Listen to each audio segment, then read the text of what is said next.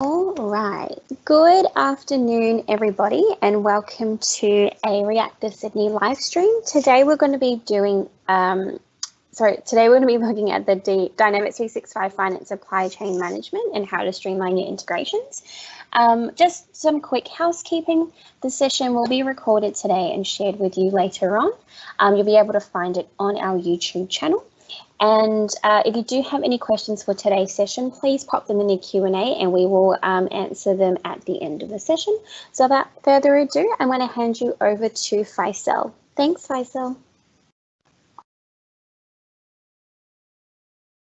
Thank you so much, Nadia. Let me start sharing my screen. I hope you can see the screen. Yep, you're all good to go.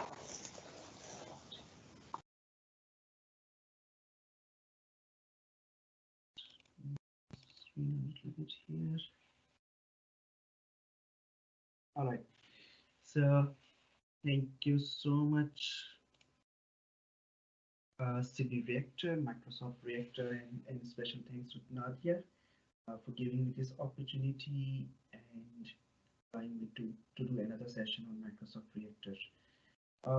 Today we are going to look at what are the integration strategies we should be doing in order to integrate Microsoft Dynamics Finance and Operations with the third-party applications within an external world, also with Power Platform, what are the options available, and also with the customer engagement, which the CDS environment. So that's a brief overview about this.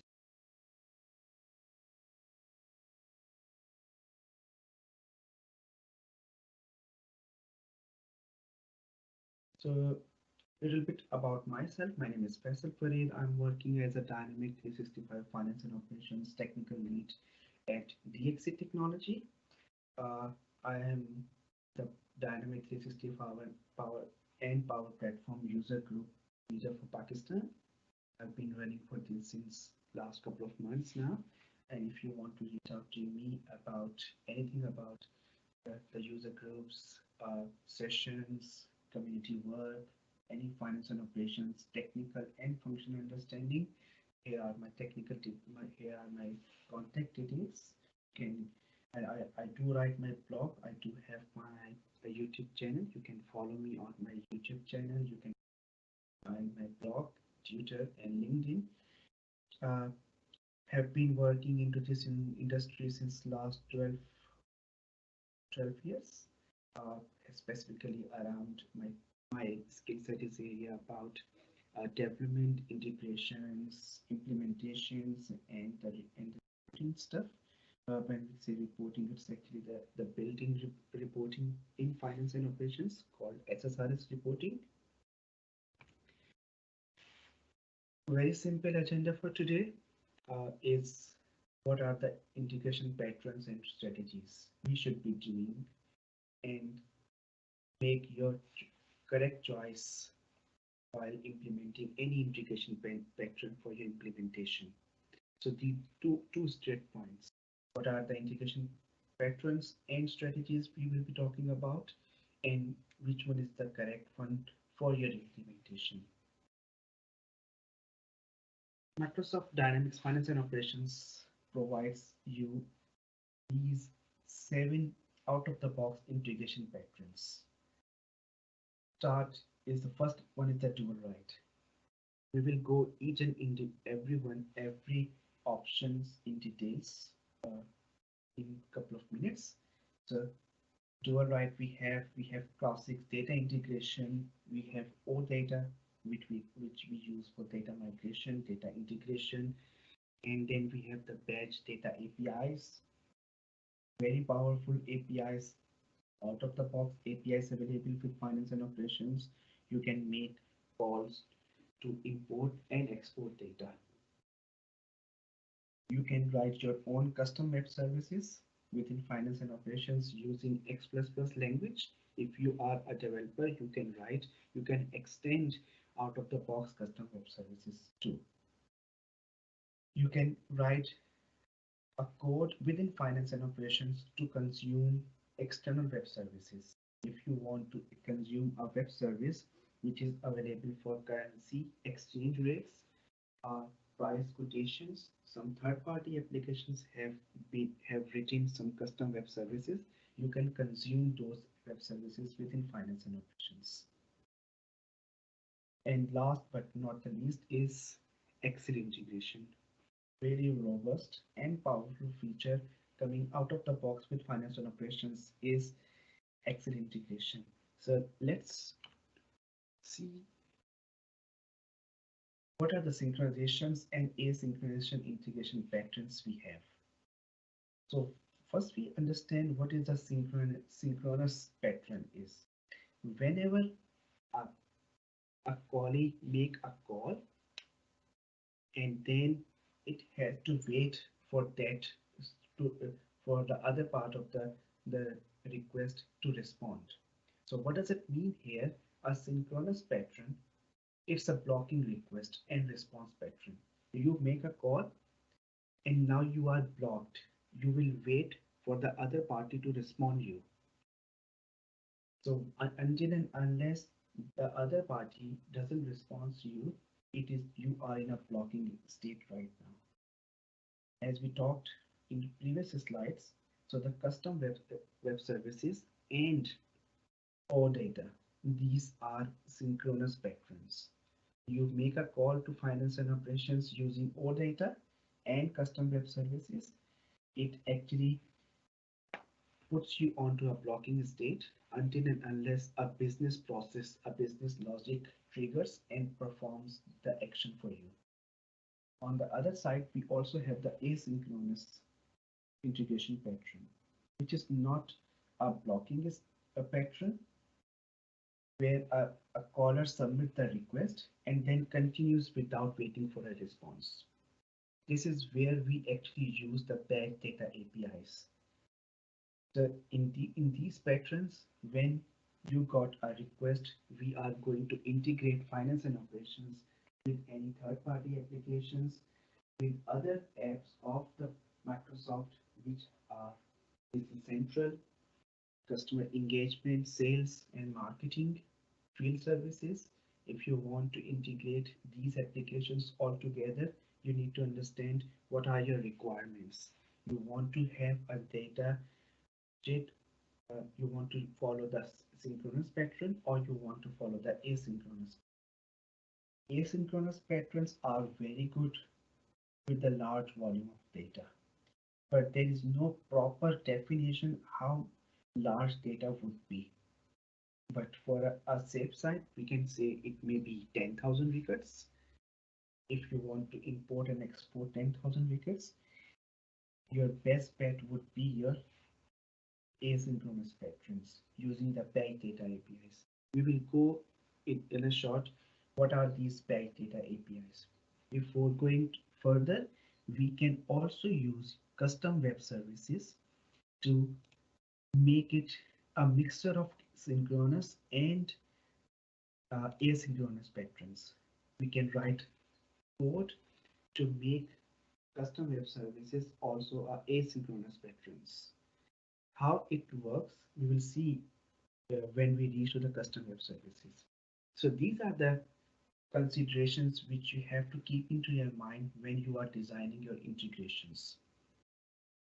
First point, is there a business requirement for a real-time integration or not? When you say real-time integration means you create a customer in finance and operations. Do you really want to see the same customer at the same time into another application? Let's say into your customer engagement or CDS environment or any other third application. So these are the questions you should be asking yourself and to the customer while architecturing the integration patterns. What are the requirements for the peak data volume? How much data they will be sending, like importing or exporting during the peak time, and how frequently they will be sending and receiving data from finance and operations. When you have all these 3 points listed down, you will be able to find out what pattern I should be following from all these patterns. which we have already discussed. These are the 7 different integration patterns we have with financial operations. Now to start with first 2 patterns, it's DualRight and classic data integration patterns. If we see this table here, we are explaining the DualRight here. So the DualRight is synchronous pattern and bidirectional. It is synchronous pattern. You create a request in financial operations, you create some data in financial operation, it will go back to your CDS environment. DualRight is a tightly bound integration between finance and operations and CDS. It does not work with finance and operations and business centrals. It doesn't work with finance and operations and any other third-party applications. There are other uh, platforms, other options available to make that integration happen. But if we specifically talk about DualRight, this is the integration, tightly integration architecture between finance and operations and CDS environment. It is synchronous, as we said, you can write in both ways. You cannot batch. This one means you cannot schedule a data. Since it is a synchronous process, you cannot batch it. Technology, it actually uses the OData. OData is a protocol which actually sends your message across different applications. So what are the applications available from finance and operations point of view? We have finance, we have a supply chain.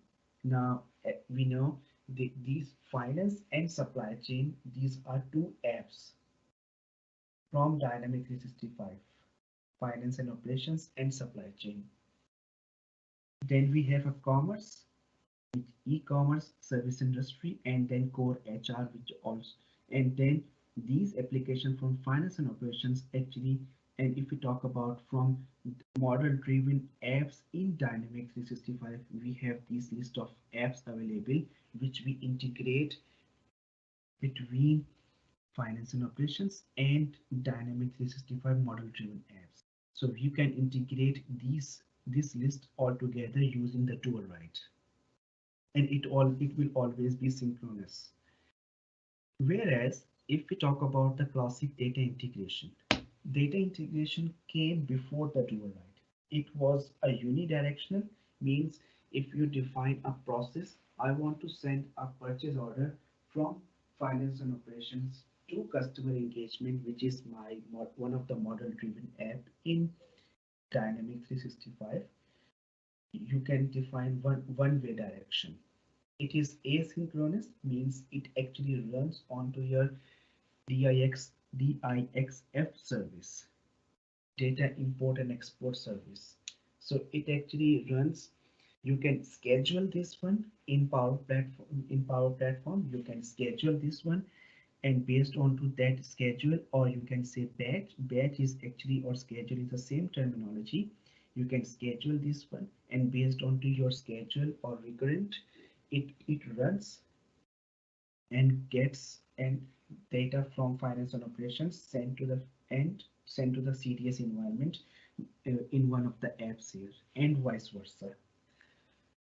There is with the classic data integration, it is pretty much very much useful with large volume of data. When we talk about you run those processes overnight, and off peak time it will run the data and will process your data across different applications, different apps under Dynamics 365. With different apps, if we talk about different apps here, finance and operation is one of the apps of Dynamics 365 now.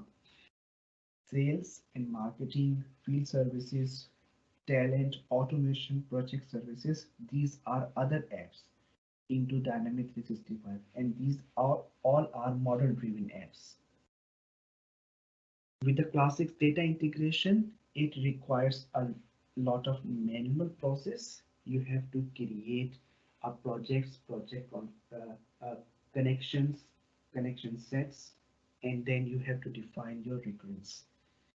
Whereas DualRight, this is an inbuilt framework which lives into the finance and operations.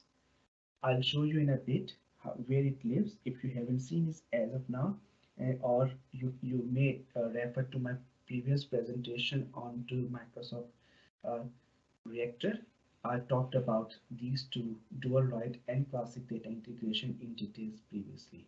You can also find me more details about these two different patterns on my blog and YouTube channel. Faisal, just quickly before we move on, we have got a question that's come through from Mandeep. And Mandeep wants to know, how are both of these terms related? Sorry, which one, sorry? How are both of these terms related? So I think this was just previously before we started talking about this. So these two different terms, DualRight is a real-time integration. So if we think about, you create a record in finance and operation, it will go straight away to the target environment, which is one of the model-driven apps in Dynamics 365. So there is no delay. If a record got failed there in creating, the whole transaction will get abort here. So you will not be able to write data back into until and unless all the validation got passed. This is the DualRight. Whereas in data integration is a schedule based. You run the process, it runs at a certain time. Maybe you can set run it. I created a customer back into finance and operations at 12 p.m. Initiate the job at 12:15 p.m. and then it will initiate the job at 12:15 and start writing data from your source to target applications. DualRight also have an option to run data into asynchronous pattern, which I can show you in a bit. Also, in regards to the more details, how DualRight works with asynchronous patterns, uh, you can follow my blogs and YouTube channel, but I can also show you in a bit with an example how the DualRight works with asynchronous pattern. So, but by that, I'll just hold this question for now. With this one, we talked about DualRight and classic data integration pattern from finance and operations point of view. What's next we have is OData. To understand the OData, we need to understand the very robust and powerful framework from finance and operations. Out of the box, it's called data management framework. Data management framework can be used for three different options here. One's called configuration, second is integration, and then we have the data migration. When we talk about the configuration, it's actually you are configuring your environment for the very first time after you go live, or you are configuring your environment with your master data, with your GST, taxes, account structure. You are building the environment right now. This configuration can be once you are done with this configuration into an environment, you can export this configuration and upload this configuration into your lifecycle services project where all the environments are hosted. Once you are the second point is integration. You can use this data management framework to integrate with any other applications using OData protocol. You can also do your data migration stuff here between different companies within an environment. When we say different data copy, it's a legal entity or a company concept in finance and operations where we copy data between one entity to another entity. You can also copy data from your legacy system into your finance and operations environment, and you can also export data to your external systems also. Now, if I'll quickly jump to my environment now, and whatever we have discussed as of now, I quickly wanted to show you so that we understand what we have discussed. So if we go back to here, this slide here, this is a DualRight step. Now, if we go back, this is how the finance and operations application looks like. So that is my data management module here. If we go to the DualRight here, this actually shows you the my DualRight in how the DualRight is configured for this particular environment.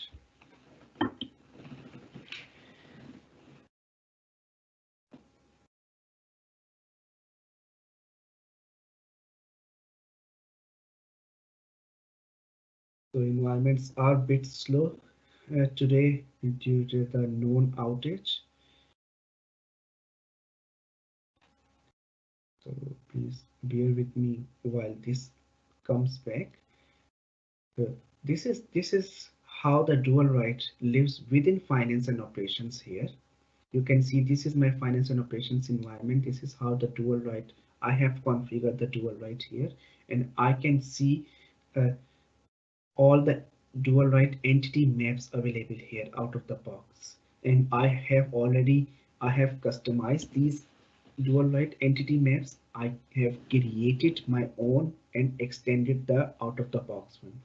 Now, if we just go and wanted to show you not the ones which are which can run asynchronous patterns, I'll just filter onto the not running patterns here, and let's see, I'll just take the small one for now. Let's say colors one. So I click onto this DualRight entity map here. So DualRight entity map is actually a combination of data entities from finance and operations and CDS environment. So this colors is one of the data entity in finance and operations, and this MSD and YN product colors is one of the is the name from CDS environment. As you can see, I'll just zoom this one in. You can see this is common data services.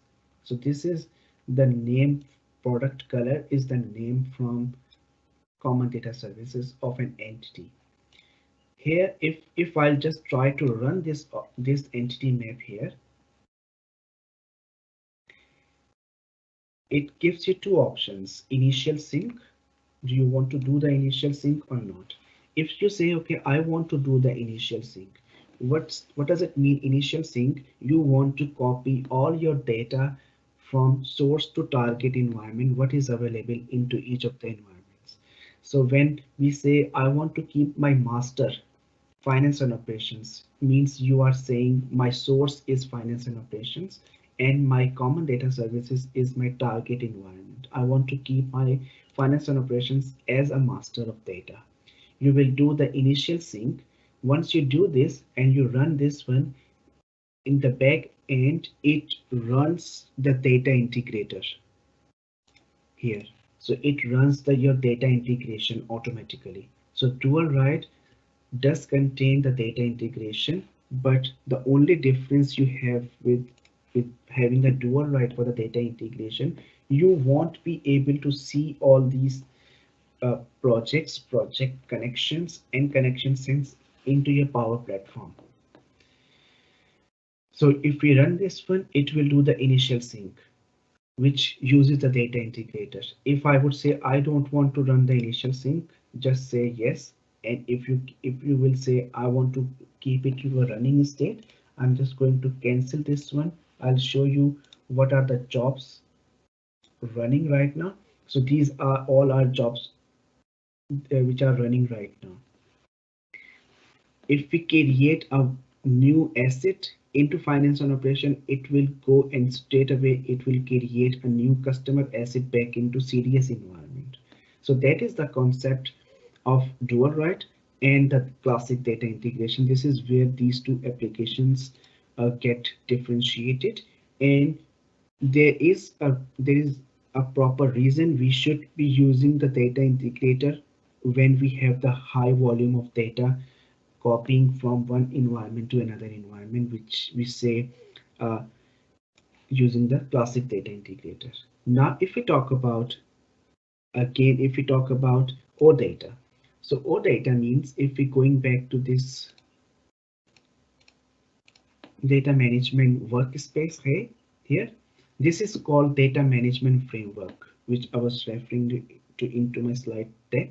It's called data management framework here.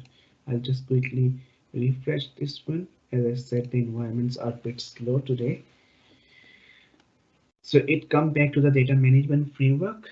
This is your one stop with the whole set of a lot of integrations. So what we have here, we have the list of data entities available.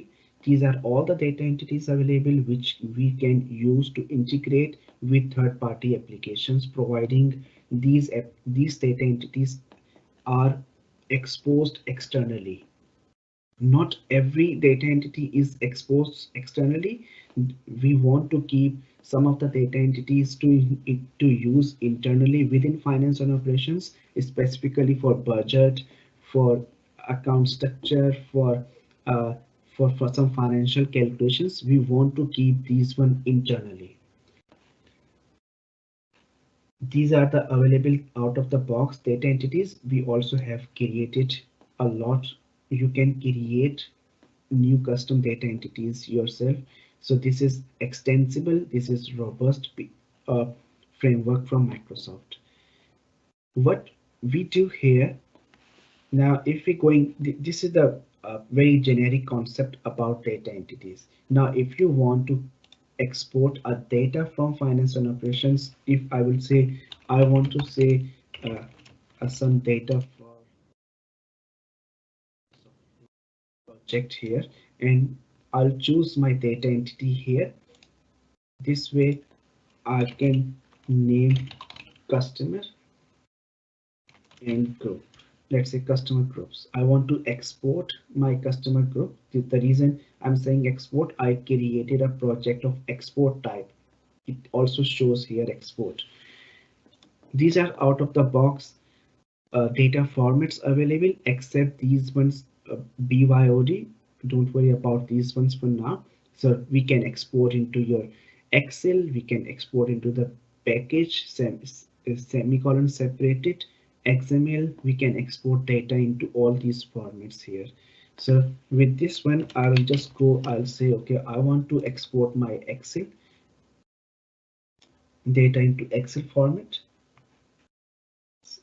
Click add, close. All my data entity got added here. You can even filter your data if you want to say, okay, I don't want to export all the customer group. I just want to group which has a customer group general. And even though you can view the mappings which have been generated between your entity, this is your entity field, and that will be your target. That target will be visible as a columns into your Excel file. You can view these one, you can change the mappings manually here. Once we will export this one, it will start exporting the data into your Excel format. So let's do this. Before we do this one, there are a couple of options here. I want to do export now, and I can set this into a batch. So once we do export in batch, it actually gives me an option to recur. So I can schedule this one recurrence. I can schedule this one maybe once a day, twice a day, or for how many minutes, and for how long, and finish after this time of count. So you can play around with recurrencing, and then if I will set this one here, it will be doing maybe weekly basis, monthly basis, daily basis based on to your selection. I'm going to cancel this option, and I will say, okay, I just want to export it now. So this data will get exported. It is running, and once it's done, it will start exporting the data. I got one record exported. you can see your staging data. So staging data is actually it's a table between your data entity and your target data table. So it actually stores the data here. If you want to uh, keep the selection, if you want to see the data into your staging table, there is an option where you can select here. If you go back to the previous screen where we actually initiated the process, so I would say I want to add one more data entity here, and this is skip staging. So if you don't want to skip, in our first example where customer groups we exported, we actually skip this one. So if this is the reason it doesn't show data into your staging table, but if you don't want to skip, you can uncheck this one, and the data whatever that it has exported into the Excel file, it will show into the staging data also. So now since we have closed those screens, we can go back to this main screen here. It actually shows you all the data projects you have created. This is the project, this is the type here, export, and it has created execution history here. You can go back to the execution details and you can download a file here. You can download a file, you can download a package here. So a package means it also download a file and a manifest. So I have downloaded both here. So first I'll open the Excel file to show you how it looks like. So this is my Excel file which I have exported. So for your configuration, initial configuration for the initial data transfer from another application to finance and operations, this is the best way. You just create a template out of this one, and then you can just take this data off and share this as a template to your client and ask them to fill data into this proper format here. If they are done, just import, create a new project here of import type, and whatever the file your customer has provided you. So if I'll just uh, you provide your entity name here. In this case, that would be your customer group, and upload the file which your customer has provided you. It will do automatically all the mappings for you, providing you do not change any column headers into that file. It will do all the field mappings for you, and you can just import this data back into finance and operations. That's it. The other file which we have downloaded here uh, is your package.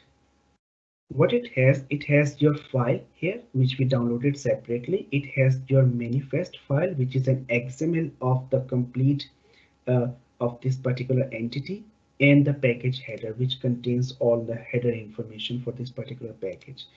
Using this particular package here, what we can do, we can create we can do two more type of integrations, which I'm just going back to this PowerPoint slides here, and that's called batch data API. So there are two options: recurring integration. If we're going back to the finance and operations, this is where we say create recurring data jobs. If you click onto this create recurring jobs, all it asks you to just name this one description if you want to, and if you want to say, okay, I want to use my batch group here, I want to schedule this one, you can also set the scheduling. So you can batch this one, you can schedule this one for a certain time or a day, or you need to set up an application ID. What does it mean here? You have to create a new Azure application uh, ID into your Azure portal, and then add that application ID here. This way, it actually allows you to connect, to authenticate your external application to for finance operations. If anyone will try to connect with finance and operations using any external applications, if they do not have this proper application ID, they will not be able to connect with that one, your finance and operations. So this is an authentication here. They have to provide this proper application ID to connect with finance and operations. And then once you have provided this one, you can say what are the data source types here. It will be a file or a data package. As we have seen here, we actually downloaded both file or data package. If we say file here, so what they are going to do, they are going to place a file somewhere. In case of an import process, which we are talking right now, import process here, they are going to place a file somewhere. And once uh, this job is actually scheduled, it will be checking after 5 minutes, 10 minutes, a new file has been generated there, and it's going to read that file and process and upload that data back into finance and operations. If that is a data package here, so data package is uh, whenever the data package will be created as part of your export job. As we have seen, when we exported the customer group, we actually downloaded the data package, which contains your manifest and Excel file itself. So your external application is going to read your manifest XML files and manipulate data as per the requirement. So this is another way of integrating with finance and operations using the recurring integration. There is a GitHub example available from Microsoft in order how to achieve this recurring integration and what's required, what are the steps. Everything is detailed onto that GitHub project and also on Microsoft Docs article. Now, if we're going back to this one, data management package REST API, this is another way of doing the integration using this second option for batch data API. If we talk about this, what we will be choosing between these two. So if talk about recurring integration, if you are doing the scheduling, which we have seen, if you want to schedule something into finance and operation, this is the option you are looking for. Formats available as we seen, files and data packages. You can transform your data. If the data files are coming as an XML files, you can define your XSLTs, and then it actually transform your data. Supported protocols for this type of integrations are SOAP and REST. Both are supported, and these are the custom web services. Custom services. It is available since 2016, so it's pretty mature and solid as of now. And then, if we talk about the data management framework APIs.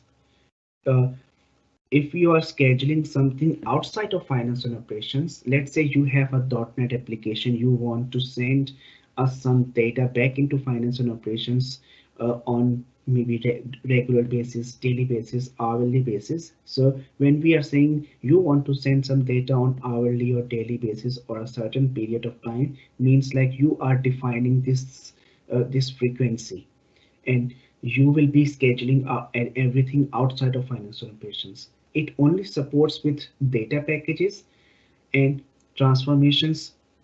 You have to do your transformations that is external to the system.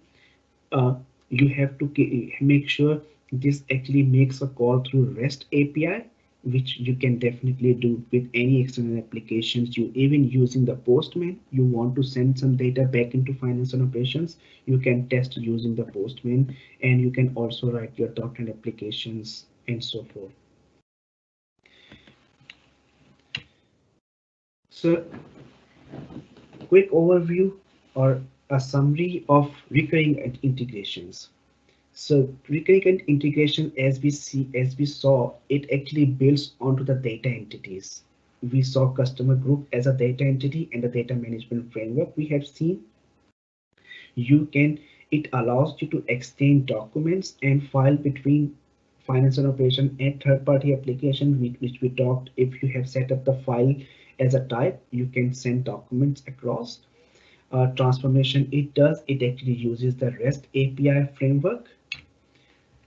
Data management, a package API, it has these out of the box API available for you to use. If you want to import anything back into finance and operations, you can use these functions for this particular data management package API. If you want to get something exported from finance and operations, you can use these 2 points. If you want to check the status uh, of your call, you can make a call to this particular method here. With the complete syntax and explanation is given in detail, very well documented on Microsoft Docs article. I also copied these methods directly from the Microsoft Docs article. So it's always a good idea to keep referring the Microsoft Docs article, as technology is evolving days and nights in hourly basis. So these are the 1 point, and always a truthful resource to go back and check what's new now. So we talked about all 4 options here as of now, batch data APIs. Now if we go further and we say we have the custom services here. For the custom services, we have to write a code into finance and operations.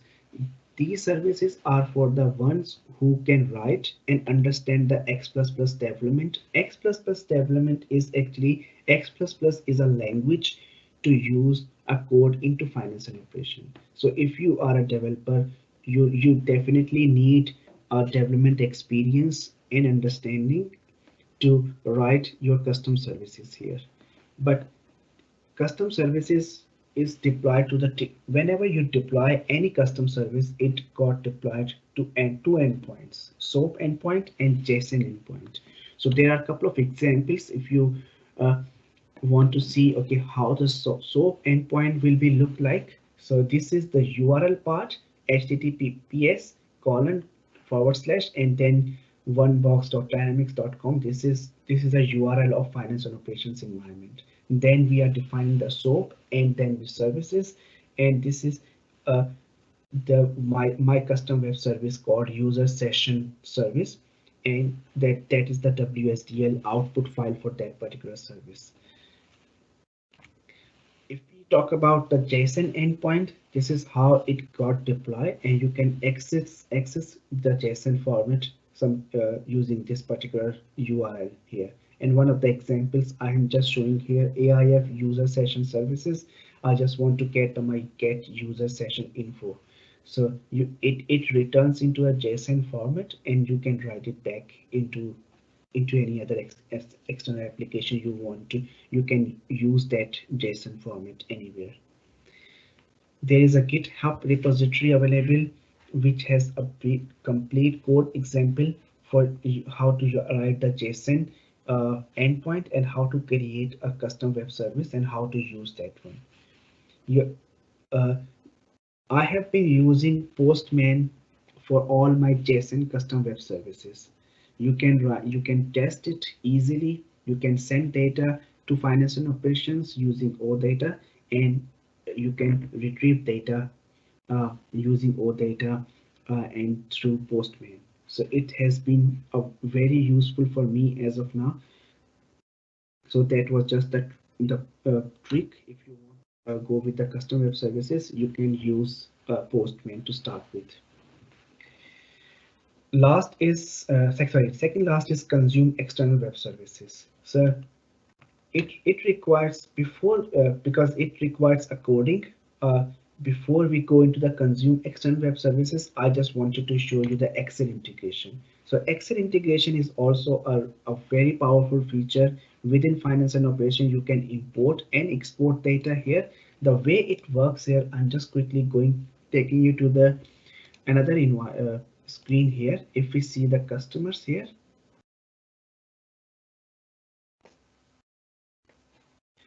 and onto the customer screen, it's taken, maybe I've just taken a wrong screen. A lot of customers, it's going to take a little bit time to open. Okay, so, and this is my development environment. So performance is not always that bad into all the environments. So if you click onto this particular icon here, it's a Microsoft Office icon. You can open these customer here in Excel and you can export the file directly into the Excel. So if we see that I just want to export the all the customer into my Excel file, you can export this one. This is your static file. You open this one, you can play around with this data, you can compare it, you can verify all my data, all my customer looks fine, everything is all good. Then if you want to see, I want to go open in Excel, download it. So that is the another powerful feature which is using the Excel connectors here. Now if you open this file here, enable editing, it is going to connect and going to using the authentication too, and it's going to add you, and I will say okay, I want to log into finance and operation. It will ask me okay which user you want to use, and then you have to provide your credentials there. Once you are connected, you are authenticated, it will download all the data here, and from there you can add a new customer directly from Excel, and you can update any information here. And once you are done, it will give you an option here, publish that information. It will go back and write data back into finance and operations. So this is all out of the box, and this is how the Excel integration works with the export and import process. Now we talked about the Excel integration. The last bit is consume external web services. This is it requires a coding, and this screenshot is taken from Microsoft Docs article. So all this is very well documented and steps are giving there. You have to follow these 7 steps in order to you to write a new class into finance and operations and making a call to external web service. So with this one, I would like to thanks to everyone, and if you have any questions, please feel free to ask. Your feedback matters, and I have put a link here for me to provide a feedback.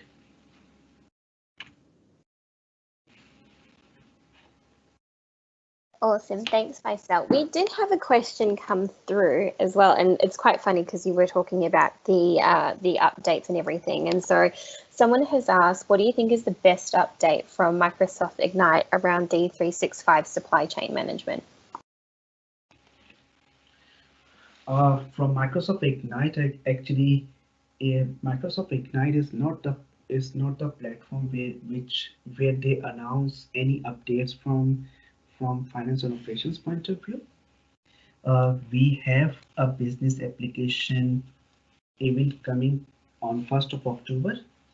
There they will be announcing more features and updates coming. What are the new features available from finance and operations and supply chain? Perfect. So stay tuned for that for whoever asked the question for the 1st of October.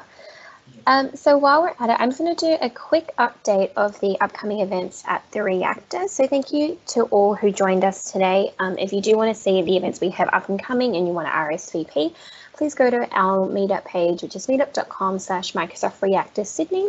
You can also follow us on Twitter, and you can find most of the session recordings on our YouTube channel. It takes a couple of days for it to be uploaded.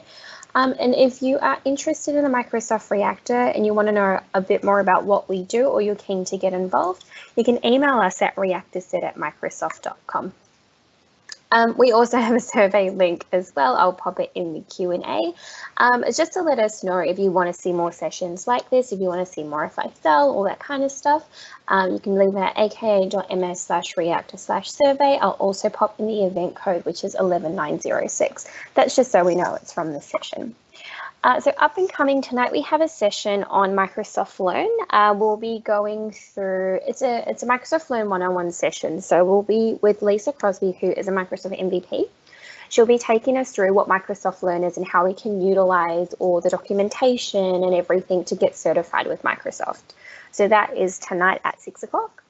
And then tomorrow night, the Reactor have kicked off a new series called the Thought Leadership Series. So This is going to be led by Microsoft Regional Directors, which are part of the MVP program. So our first topic is discussing how to remain relevant in a virtual world. And so we're going to be discussing things around how do we humanize online events? What's the difference of online events and how can we make it better? Could we make it more innovative with VR? So bring a lot of your questions. It's just going to be a very casual and quick discussion. And also this week on the 1st of October, we are running a virtual eye with HoloLens session. So this is going to be looking into the AI and AR of HoloLens. This will be a really interesting session, the first HoloLens session we've run at the reactor. So don't forget to RSVP. So thank you again to everyone who joined the session today. Again, follow us, join our community, see what else we've got going on. And I want to say a big thank you to Faisal as well for coming on and taking the time to take us through Dynamics 365 Finance and how to streamline integrations. So without further ado, we'll see you all next time. Bye.